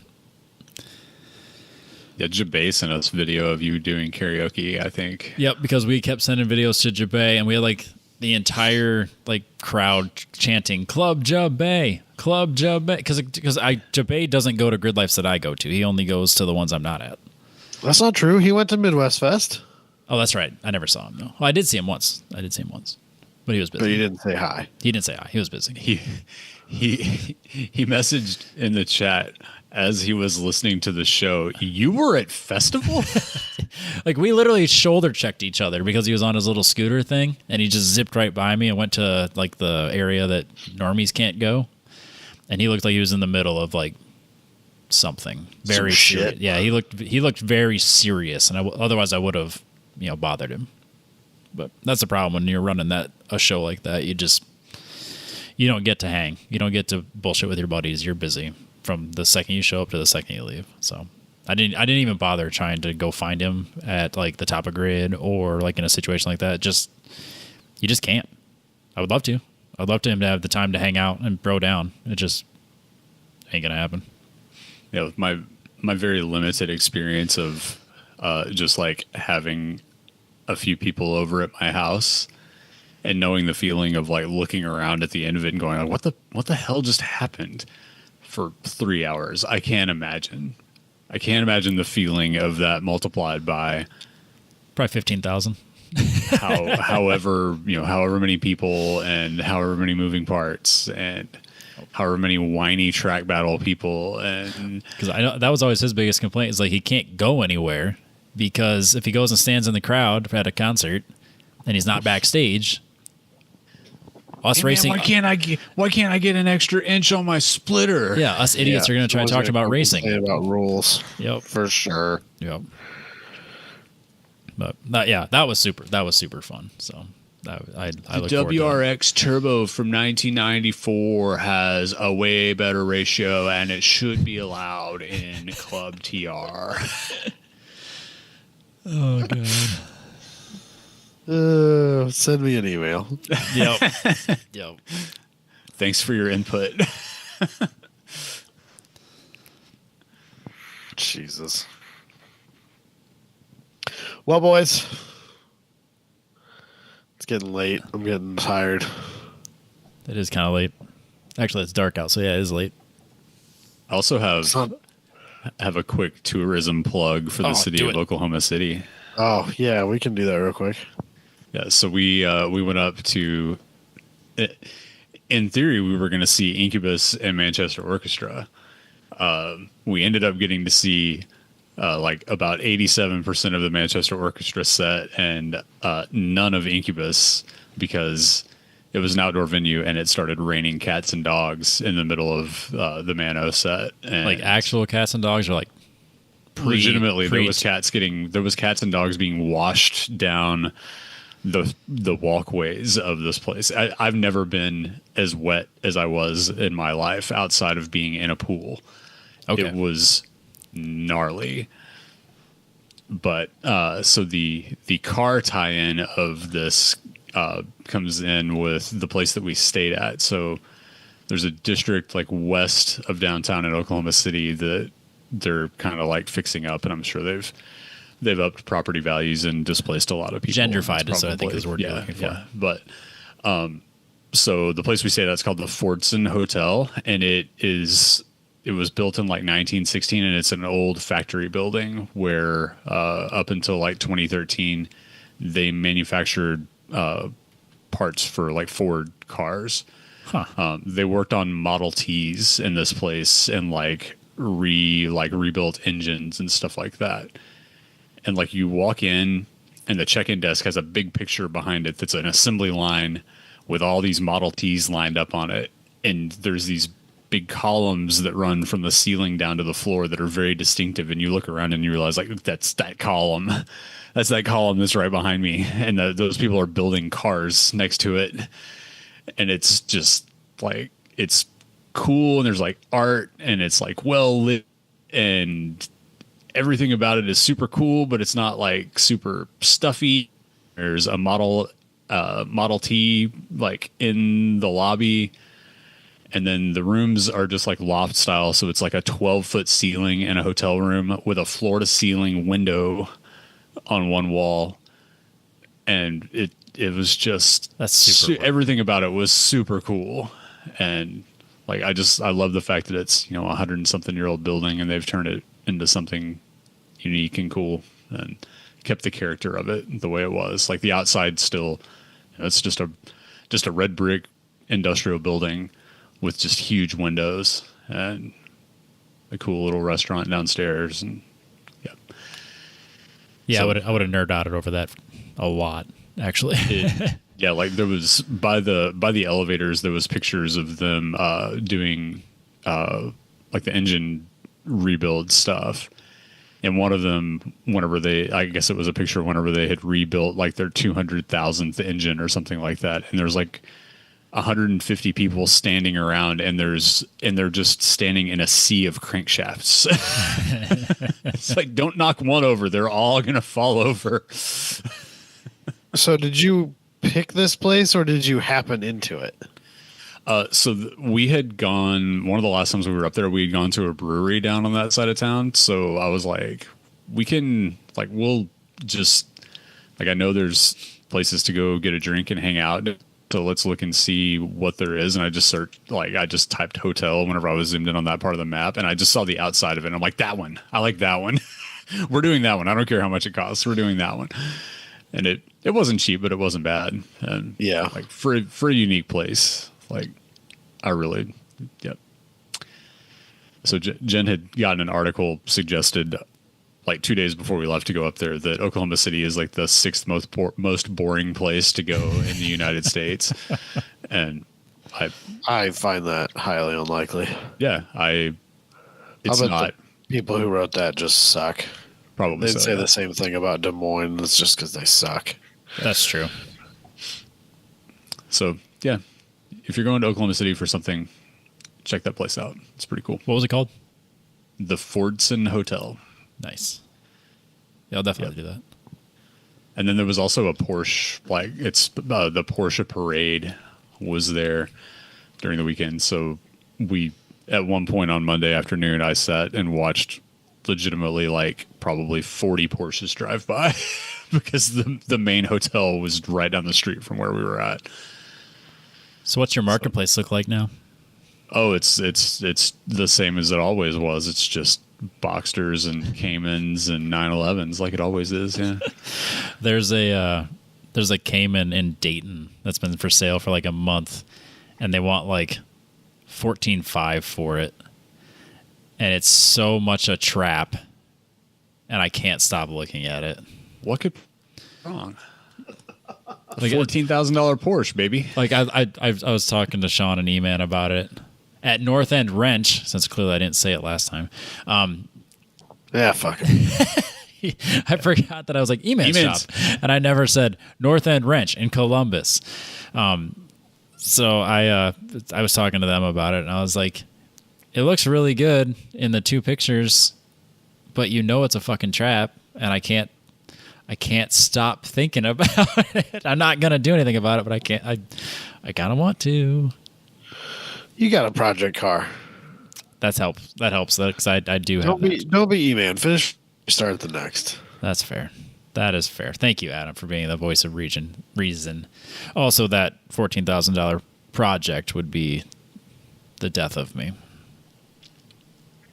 Yeah, I think your accountant would have some questions. And by accountant, I mean wife. Yeah, she would be so pissed. She may be a nurse now, but there's certain things you just never leave. Yeah. So at one point, we're like spotting. We drove over by the Omni where they were doing their whole thing at, and there's a Boxster like coming up from the side, and Jen's like, "Ooh, I like that one." I was like, "No, that one sucks. That one's a Boxster. You're not allowed to like that one." So if you put a roof on it, it would be fine, but it sucks because it's a Boxster." Right. Exactly. Yep. And then I assume you were child free, so he didn't get to enjoy the Porsches. Yeah. We left him with my parents, but okay. And then so the main entrance to the Omni, there's like this metallic pea green, like late 70s or late 80s, I guess, air cooled car. I came in GT4 and a couple of other. Was just like, gosh, like what must it be like to just take a week off to go to Oklahoma City and just do Porsche things with your buddies? You could someday live, maybe you'll find out. So you could live that life. You can find out. I personally would suggest doing Tail of the Dragon instead, but you do you. You do you. Hey, I-40 is beautiful. Sure. There's nothing like cruising up and down Interstate 35. Mm-hmm. Oh yeah. So the last part of the story. So there's a guy named Kevin McCauley that I've followed for years on Instagram. That he's from Houston. That he's a freelance photographer and has gotten in with the P-car crowd pretty heavily. And he was they're premiering a documentary that he's shot at this like collector car storage place. They were doing it like tonight and tomorrow night. And so I had done Instagram stories of a few different things, and like one of them was a red Gen 911, and he responded to me with a picture of that car and was like, "Come to our premiere tonight." I was like, "Damn it." I was like, see, the funny thing is I was here for a concert that didn't happen, and then now I'm already back home. Dang it. It's mildly inconvenient, but that seems like something they would do in Austin, not Oklahoma City. I think it is a slightly weird place. Like when I think of Oklahoma City, I just think Street Outlaws. Yeah, I don't think Porsche. No. Yeah, and I think this event maybe travels to different locations, but okay, because there's a big one around in like Austin and the Hill Country in Texas called like the Hill Country Rally or something like that draws a huge amount of cars. So nice. I think you can probably find Porsche things all over the country because there's lots of people that have Porsches and they have free time on their hands because they're retired. So or rich. Yeah. Independently wealthy. There you go. Right. There was a silver, like newish 911 pulled up next to us at one point. And I was like, I bet. White hair, a hat with a rope on it, and a polo. Yep. That tracks. Would have called that one. That could be you. Loafers. I bet he had loafers on too. I'm mostly jealous. That's I was going to say. Yeah, I'm jealous. I understand what you're doing. That's fair. We laugh to keep from crying. Yeah. So. Yeah, I think we did a show. Yeah, I haven't done a single car thing. I've just been. I thought you went to Good Guys. I went to Good Guys and I spent the whole time pushing my daughter because my wife just had some surgery, and so she can't like lift anything or push any real weight or anything like that. So I spent the whole time pushing my daughter in her stroller. Barely took my phone out of my pocket the whole time. Didn't take a single picture. Nearly melted because it was 100 degrees outside. You took one picture and left in probably less than 4 hours. You took a picture of a Bonneville SSEI. It looked like. I did. I took a picture of a Bonneville SSEI because I was like, "This is where we're at here now." So this 1998 rule is kind of weird. 1999. It's 25 years, wow. Which apparently 2025 means 99. 2000. That's not. It has to be older than 25 years, I guess. So this year is 99 and older. Huh. So there was like, I saw a couple of first gen front wheel drive Monte Carlos, and there was one of those turbo Grand Prix, which was actually cool. I would support that life. And there was some weird stuff, and then there were like, unfortunately now because of that, you're starting to get like the Diesel Bro in his late 90s insert truck here. Wow. Like idling around because the fairgrounds at Iowa State, or the Iowa State Fairgrounds in Des Moines, have roads that go out like a big circle all the way around it. And so there's a lot of people that just cruise the whole time. They don't just park. It's not just like a show where you have to just park and just exist. You can cruise around and enjoy it that way. And now there's too many like Diesel Bros by themselves in their lifted truck just being kind of douchey, which is a real disappointing thing. That is too bad. I think the C10 Nationals down here, they have it specifically in the rules that you can't have you will not be allowed in if your truck is squatted. I'm good with that. So yeah, I don't think I really saw it. The squatting thing didn't really seem to take off around here, at least not really in any extreme fashion. I guess Also, we're still just farmer enough to keep that largely out. If it's squatted, it's because it's carrying a bale of hay. Yeah, maybe. Usually, yeah. Or something's broken. Or rusted out. Yeah. In the background of this picture, I also see a sweet, like, 75 or 6 Camaro that has a vinyl roof on it. Ugh. Yeah, that's a strange design choice for sure. It's not great. A Landau top, I believe, is the correct term. I don't remember. I don't know. It was good, guys. I mean, there were too many people, and it was 11 billion degrees. We tried to watch a little bit of the autocross, but there was no shade, and we just had enough at that point, and we said screw it and went home. Don't blame you. To my 90-degree house that wasn't any better, but hey, whatever. It got better, though. Sweet relief. Aw. Yeah. Actually, my kids were... So there's a giant playground in there normally. Well, apparently they're building a new one, so it's gone. And of course, I promised my daughter that we would go and play at the park for a little while, and then we discovered that it was gone, so she lost her mind. So we agreed when we left that we would go to a park, and I'm like, Katie, I don't want to sit outside in this heat while they play. And Katie's like, neither do I. And I'm like, we're going to the mall. McDonald's Play Place was the other. Gross. No. We went to a mall because that was just easier. So that was probably the right choice. Yeah. You guys still have malls? There are 1.5 of them in Des Moines. Nah, two and a half. There's 2.5. The half is 2 of them. Oh, that's fair. Yeah. Jordan Creek and then 2 half malls. Yep. There's 2 quarter malls that make the half. Oh yeah, math is hard. Yeah. So there's Jordan Creek, and then there's 2 quarter malls that together make half of a mall, but they're on completely opposite sides of town essentially. So they're not like. Yeah, I think I went into one of them recently, and I think the entire food court is officially closed. Yes, and at least 2 out of 3 of the anchor stores are gone. Yeah, and it's very, very depressing in there. I can't think of what's the one that's on the north side. that I assume you went to. That's the one that actually has like kids stuff in it. Yeah, that's the one I went to. Like, well, we went to Jordan Creek. Oh no, the other mall. But you're talking Valley West. No, the other one. Merle Hay. Merle Hay actually has kids shit in the middle of it.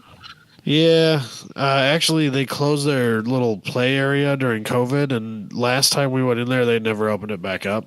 Oh, so how often I went. Like one of the big stores got turned into like a inflatables kids playground area, but I'm not gonna pay for that when I can go to this mall for free. Yeah, I get that. So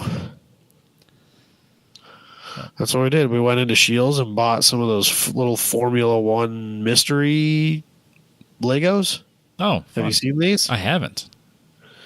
If I was closer to them, I'd go grab one. But my son is obsessed with them, even though he has no interest in racing itself. Formula yeah. Cars. Well, yeah, mostly that. He thinks the Cybertruck is the coolest vehicle ever made. So that's a whole problem. But this is your fault. What other political beliefs does he hold? Right. So, but yeah, he's really into the Formula One. Like Lego always has like a mystery, like tiny little. Normally, it's just mini figures. Yeah. But right now they have little mini Formula One cars, and I think there's 12 of them. And so far, we've gotten 3 Williams cars, a McLaren, and a Mercedes. So, well, when you really want the Lance Stroll car, so that's too bad. I got the Mercedes, or I got the McLaren that I wanted. I don't care after that. So I got one of the bigger, not. It's like the city. It was like the $15 one. Yeah. That's the McLaren. Yeah. That's like the fairly simple one. Yep. I haven't convinced him to actually sit down and build it with me yet, but Katie, like at least 2 Christmases ago, bought me a Technic P1, or maybe it's a Senna. I don't know, one of the hyper McLarens, and I can't bring myself to put it together because the Technic Lego sets are just. It's gonna take you all damn day. They're like. Year. It'll take him all year. If you're uninterrupted, a full day for sure. Overly complicated for the sake of that, and I don't enjoy it. I'd rather put together like a regular Lego set. Yeah, I like the city sets. Call me a simpleton. I don't care, but like my Lego stuff shouldn't be like that complicated. I want it to be simple. Yeah, I like the stuff that the minifig is the right scale for. Right. That's kind of where my interest ends. Yeah, I'm not. I remember I never, even when I was a younger kid and I played a ton of Legos. I've never been into the Technic sets. They're just not my thing. I remember someone gifted the Kanakri, one of the McLaren Technics, and he was giving me updates for the entire drive from when I moved out here when I left work and then drove here. He was giving me updates the whole way, and like the gearbox. Look at the gearbox, because everything works. It's kind of ridiculous. I mean the detail in it is really impressive. I just don't like building it because he had to take it apart because he got so far and then realized that like there's 4 of the same thing, but 2 of them had decals on a certain, like for the seats or something. So he had to like completely disassemble it because he had one that didn't have the decal in the right spot. So he had to completely disassemble and reassemble because of like one tiny detail like that. That's an engineer. I mean, I understood completely why he did it because I would have done the same thing, and I didn't fault him for that. But Logan bought he